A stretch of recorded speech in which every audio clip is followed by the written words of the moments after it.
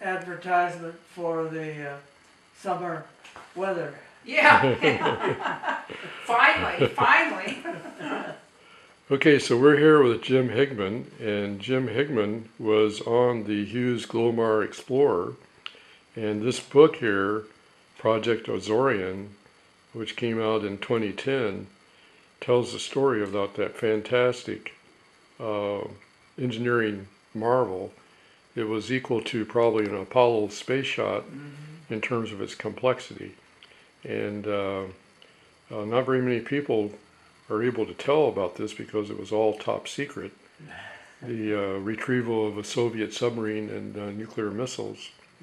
And Jim was right there, and he can tell us a whole bunch about what happened.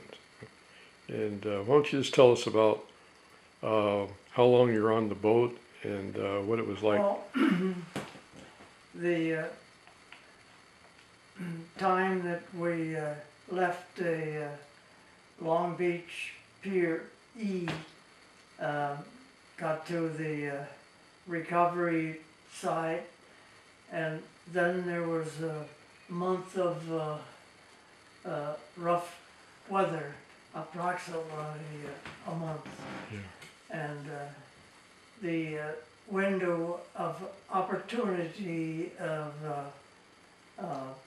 calm seas is very limited, and the welders were kept busy welding up the patching the structure of the heavy lift was all alloy steel, Yeah. and heat treated, and they had to put the electric blankets on it to preheat the structure, Really? and then they could weld on it. Wow. So why was it so cold if you're up by Hawaii? Well, it was about 180 degrees west Oh, and 40 degrees north. north. Yeah. It was exactly that for some reason, 180 Yeah. degrees by 40 That's degrees. the date line, Yeah. and that is between Hawaii and the Aleutian Islands, and it's generally stormy there. Pretty cold up there, huh? Yeah. Wow. So we should tell about the pipe string that went down 16,000 Well, feet to retrieve that. The pipe string was heat treated alloy steel, just like the big guns are on the battleships, and the same steel. Isn't that amazing? And They're about the same diameter too, weren't they? yes, Yeah, it's 16-inch gun. So the pipe string was it didn't revolve, and was the largest diameter was 16 inches approximately, and the tapered down to 12 inches. yeah, it had to be Three had to be bigger at the top because it carried more load at the top. Yeah. Isn't that amazing? Wow. The weight of the pipe string was considerable, Yeah. And thousands of tons.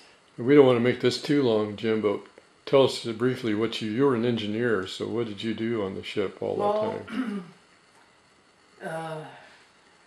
When I came on watch, I made sure the refrigeration was operating, normally and correctly, and the air conditioning and the generators, electric generators were operating correctly, and all the pumps. Yeah.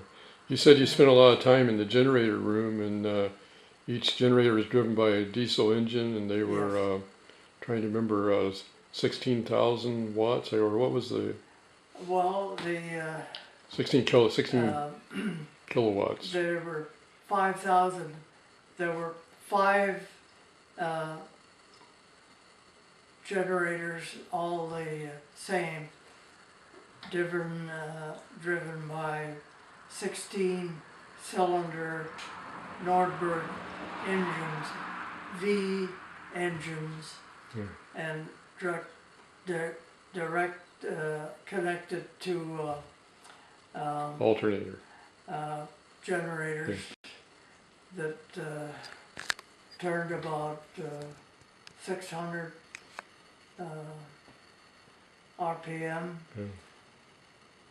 between 500 and 600 RPM, and generated 60 cycle, 5400 volts. Yeah. And That drove all the hydraulic pumps, and they had thrusters to keep the ship stable. yes. And then they had this gimbal unit, and The silicon controlled rectifiers furnished the direct current for the thrusters and the propulsion motors. They were variable speed. And the hydraulic pumps were driven by 3-phase AC alternating current motors. They ran at constant speed. and that was a lot of responsibility you had. And you told me you had 12-hour shifts. Yes. Man. From noon to midnight, and then from midnight to noon, 2 engineers.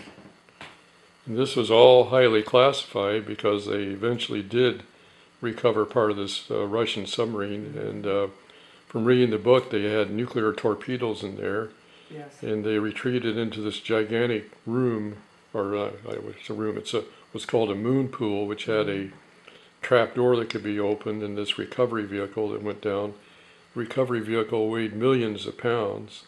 That all came up with the piece of the submarine.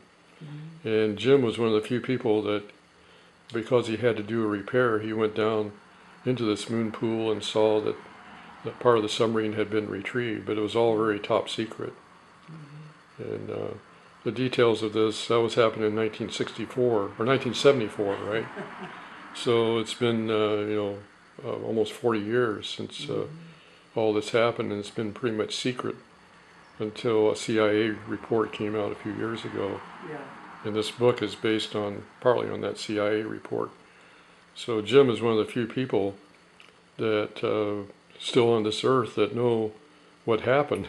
Yes. And all that. Well, a lot of the people are dead now, and this book is written by the reports and old people that remember the operation. Yeah. Well, I think we'll end the interview now. I don't want to overdo it, and we'll keep this little interview to about 10 minutes, so maybe I'll put it on YouTube. Okay, Jim, well, thank you so much. Well, thank you. Okay, I'm going to turn it off now.